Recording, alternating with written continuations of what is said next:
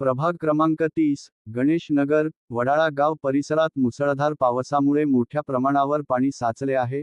अनेक घरांमध्ये पावसाचे पाणी घुसल्याने नागरिकांना मोठ्या अडचणींचा सामना करावा लागत आहे. परिसरातील रस्ते जलमय झाल्यामुळे नागरिकांची ये-जा ठप्प झाली असून लहान मुले, ज्येष्ठ नागरिक आणि महिलांना विशेष त्रास सहन करावा लागत आहे. स्थानिक नागरिकांनी वारंवार तक्रारी करूनही अद्याप प्रभावी उपाययोजना झालेली नसल्याचा आरोप केला आहे. ड्रेनेज व्यवस्था आणि पावसाच्या पाण्याचा निचरा तातडीने करण्यात यावा, अशी मागणी नागरिकांकडून होत आहे.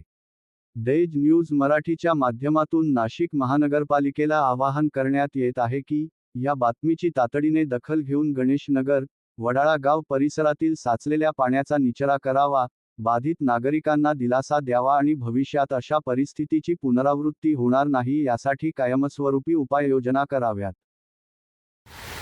आणि आता अशी सिच्युएशन आहे की ना, हे पाणी काढायला कुठूनच मार्ग नाही केलेला आहे.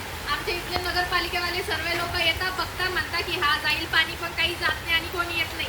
आता फक्त घरात येण्याचं बाकी राहिलेलं आहे. ह्या विटा लावलेल्या आहेत, गटारी चेंबर तुमला गेलेला आहे, पूर्ण चेंबर तुमला गेलेला आहे. किती दिवस झाले चेंबरची कंप्लेंट केली आहे, चेंबरवाले सुद्धा येते नाही बघायला. आमच्या इथं पाण्याचा ही प्रॉब्लेम एवढा झालेला आहे, 20 दिवस झाले हे पाणी असंच आहे.